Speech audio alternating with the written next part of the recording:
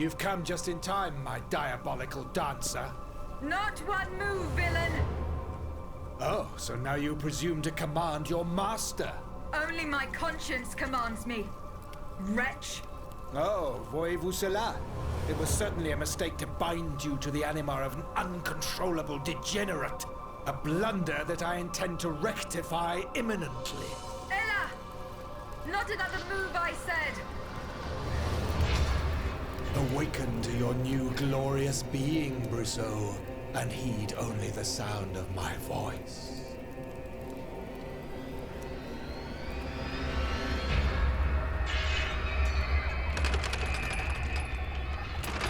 Get rid of this nuisance once and for all!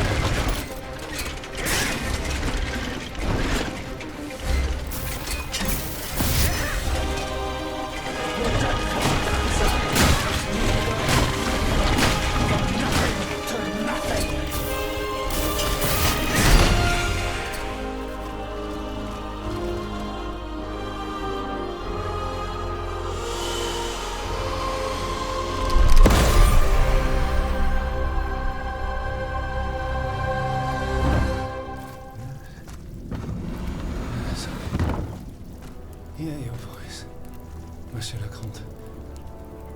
Only your voice. Obey. I must obey. The dancer. Kill the dancer. Nom de chien. Aled! They're going to kill me! It's all right. No one here wants to hurt you, Citoyen Brissot. Citoyenne Terragne, please, help me. Do not fear. She's right here. Would one of you be so kind as to tell me what on earth is going on? Don't be afraid, Pierre. We'll explain everything as soon as we're on our way. Yes, you're right. Let's hurry to the Cordelier. Abbe Gregoire promised we would be safe there.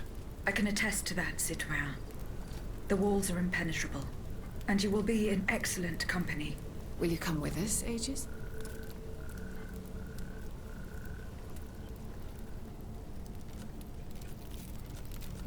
Yes, let's go. We've spent too long in this gruesome place.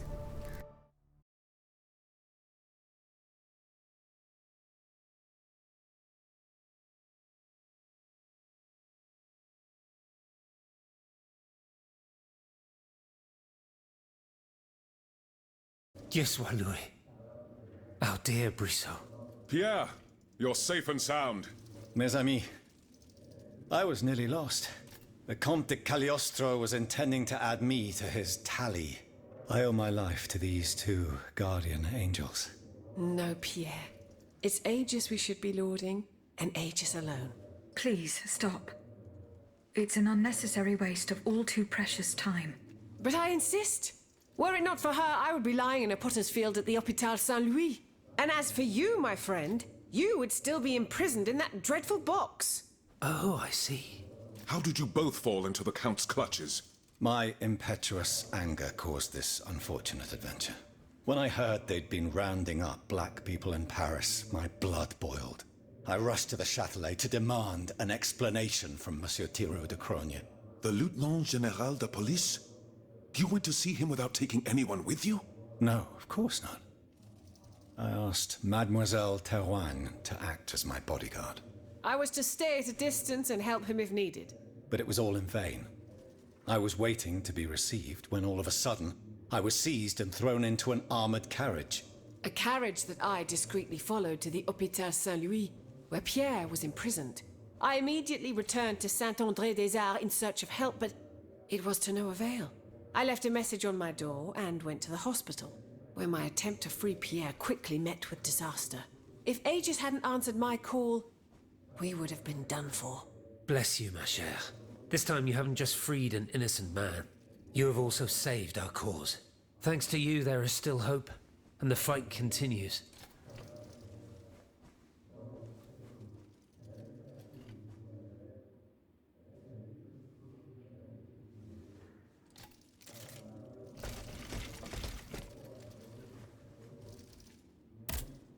Your audacity inspires respect, Citoyen Terragne. There isn't a man in this assembly who measures up to you. But please be more careful. Something terrible could happen if you rush headlong into the fray. I care not about my fate, Aegis. I wouldn't hesitate a second to sacrifice my life to save the nation. I've heard you're eager to take up arms against the tyrant. It's true. I've been itching to fight for such a long time. You had to be completely naive for the King's treachery to take you by surprise. My dream is to found a female cavalry squadron dedicated to defending our nation. The phalanx of the Amazons of Liberty. I went to Versailles as soon as the Estates General opened to get support from the people's representatives. You must have had to endure a lot of resistance. Oh, you can't even imagine. Only a few enlightened minds were willing to listen to me. The first among them was my dear friend Brissot. But it turns out that the Third Estate representatives are no more enlightened than the aristocrats. The inferior status they grant to women is an unjustifiable iniquity. The equality that they preach will remain nothing but a hollow wish, as long as les Français are not free to carry a sword and smite their enemies.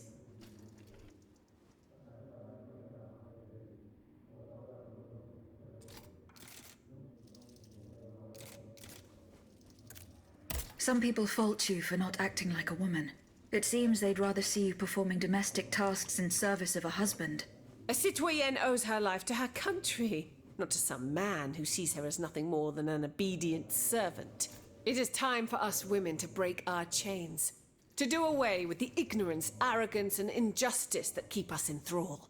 I, for one, want the honor of dying for freedom, and to show these backward, prejudiced boors that we are not inferior to them, whether in virtue or in bravery. You certainly gave a brilliant demonstration of your argument earlier. Au plaisir, citoyenne.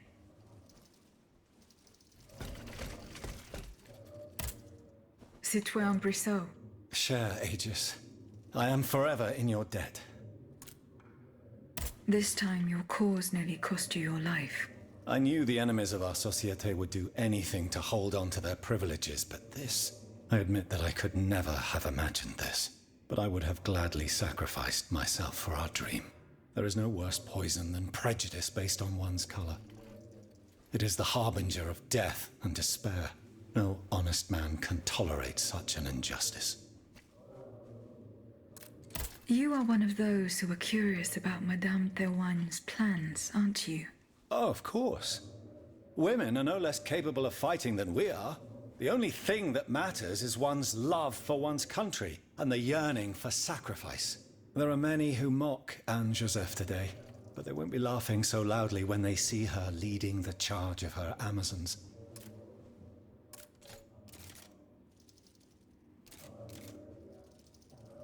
You are one of those who... Oh, of course. Yep, there are... You are... Oh, yep, there are...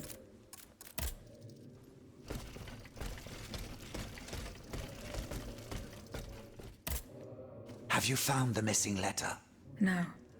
It is not yet... You should look. In addition, don't forget... Goodbye, and down. Citoyen Robespierre. Madame. Cagliostro kept this ledger where he wrote down some familiar names, including yours, Citoyen Brissot, and Citoyen Robespierre. What does this mean? These are the names of the men the tyrant deems to be his worst enemies. Those he decided to turn into machines. Diable. So, my fate was sealed. I threw myself headlong into the lion's den. But Aegis, how do you explain that my name appears on this list, even though I did not suffer the torment the king had planned for me? I don't know, Citoyen Robespierre. I'm not the only one, either. See for yourself. Monsieur de Mirabeau, the Marquis de Lafayette, Abbé Grégoire. It's easy to explain, mes amis. You hold in your hands the proof that I was looking for. What do you mean, mon père? Monsieur de Robespierre, did Cagliostro come to see you in the past few days? This brute did ask for an audience with me when I was in Versailles, but I refused to see him outright. Good for you. I did the same when he asked to speak to me face to face. What about you, Monsieur Brissot? Until today, I had never met the monster. And I'd be willing to bet you don't remember a thing about it. What? What are you saying, mon père? Have you lost your wits? No, quite the contrary. I'm convinced that Cagliostro met each person whose souls he has bound to his machines. Convinced? Your argument is a bit weak. Why not question his other victims here? I have. And just as I thought, not one of them remembered having met him. This makes no sense at all. Wait just a moment, Maximilien. You'll soon understand. Using a number of ruses, Cagliostro recently spoke to each person whose name is on this list. When he met with his victims, he used an arcane science developed by Monsieur Mesmer, which he now seems to have mastered far better than his mentor. Suggestion. What is it? I wouldn't go so far as to call it black magic, but it is a way to weaken and shape a subject's mind in order to make them obey blindly, using only the power of the spoken word. After the victim's will is broken by means of some drug, you can make them do anything. Forget an event, for example, which explains your amnesia, Monsieur Brissot, or follow the most heinous orders, such as murder. Do you understand now how the Count commands his death machines? Yes. Cagliostro's power of suggestion made me his slave. My spirit animated the automat, but it would only obey that monster's voice. Precisely, Monsieur Brissot. That's right. The king turns his enemies into his pawns and forces them to serve his evil purposes. Quite right, Aegis. Look at what's written next to the names. Bishop, rook, knight. If you add the king and queen, then the pawns, which are the minor automats. To the tyrant, this war is but a macabre game of chess. Does he not know that he has already lost his queen? Without her, there's no hope of winning. Citoyen, we must work now to prepare the final blow that will ensure his defeat. Goodbye, Citoyen Robespierre, and death to the tyrant.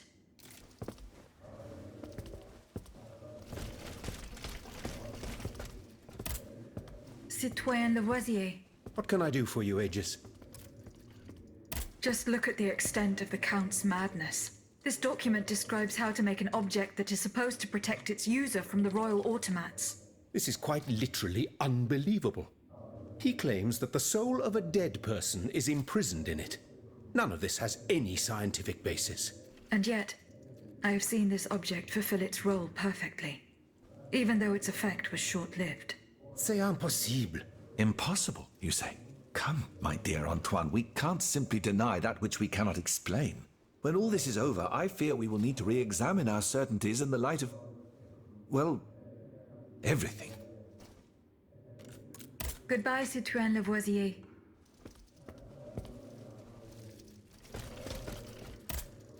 Citoyen Bay. Ah, mademoiselle. Well, what news? Goodbye, Citoyen Bay.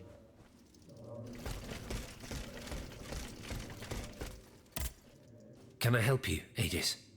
I hope so, Abbot. Our salvation is at stake. I am listening. I found this on Citoyen Terragne's door. Par tous les saints, Pierre-Brissot was taken to the Hôpital Saint-Louis. Why? Who knows? No one knows what's been going on there since the king closed it 2 years ago. After 2 centuries of use, the hospital buildings were in danger of collapsing, and the overcrowded, unsanitary cemeteries all around it were hardly conducive to curing the sick. Not to mention the nearby Montfaucon gallows, where the king could very well make hanged men dance once again. Has he turned the hospital into a prison? It's possible. He's lost count of his enemies, but he can't kill everyone, can he? I'm afraid he has no other purpose, Abbot. He has declared war on the entire human race. This is the journal that the Comte de Cagliostro kept. It contains proof of all his crimes. Huh. Mon Dieu. The man has quite simply lost his mind. Ah, the folly that may ensnare the human soul. Here is a man whose avarice has plunged him headlong into the abyss. His master's madness tightening its iron grip on him day after day, riddled with fear at his own ungodly experiments. This, I'm sure, will fully satisfy the curiosity of the Holy Office. Goodbye, Abbot. Monseigneur. What can I do for you, Aegis? Goodbye, Monseigneur. Citoyen Raymond. Can I help you, Aegis?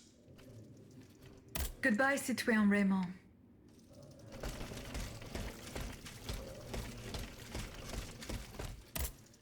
Général Lafayette.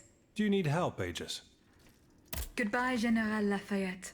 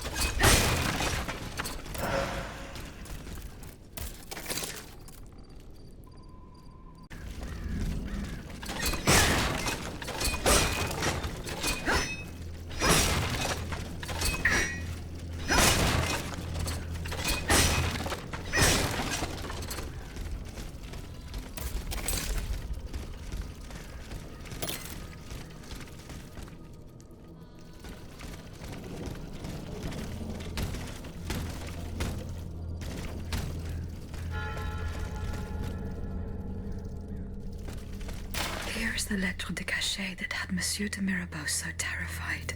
I shall deliver it to him shortly.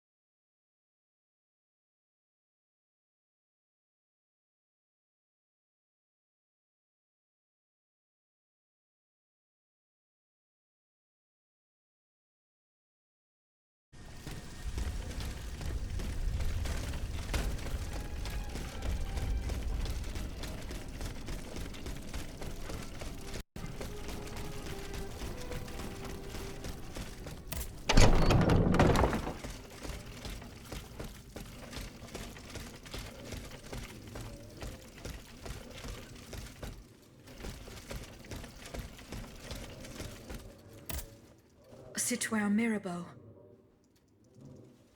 Here is the letter sent by your father to the Lieutenant General de Police. You were right.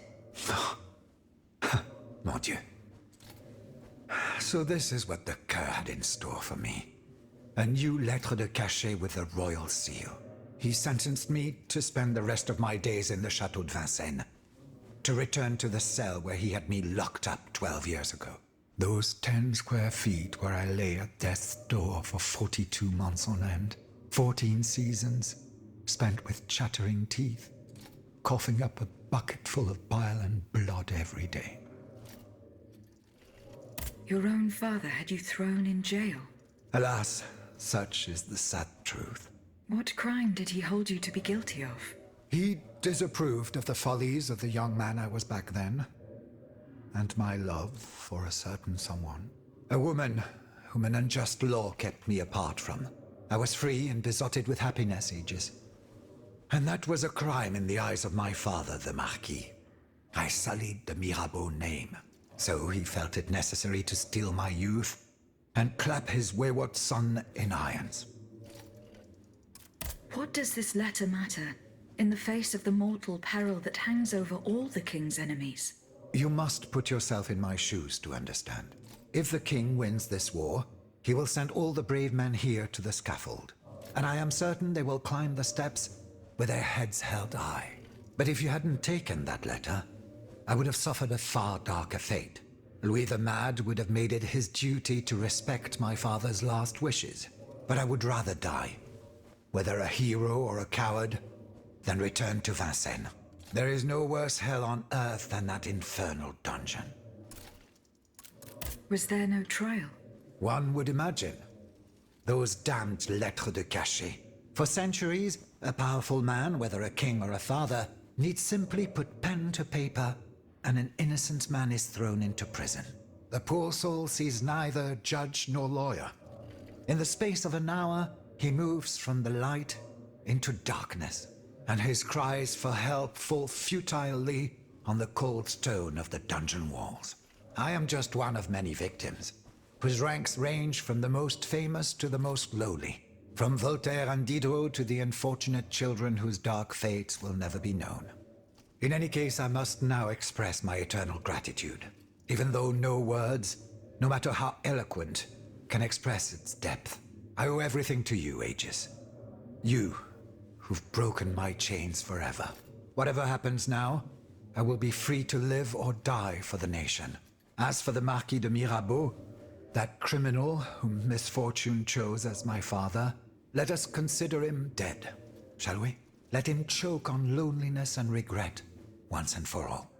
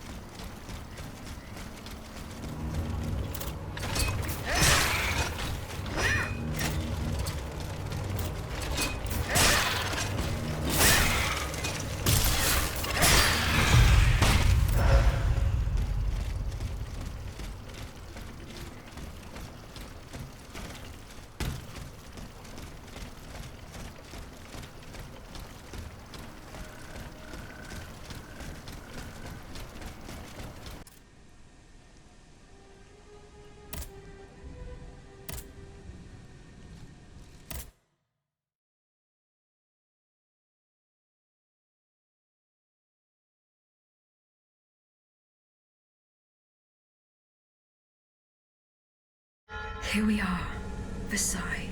I feel a new flame burning inside me. A force that compels me to make my way into the heart of the palace. Athenais.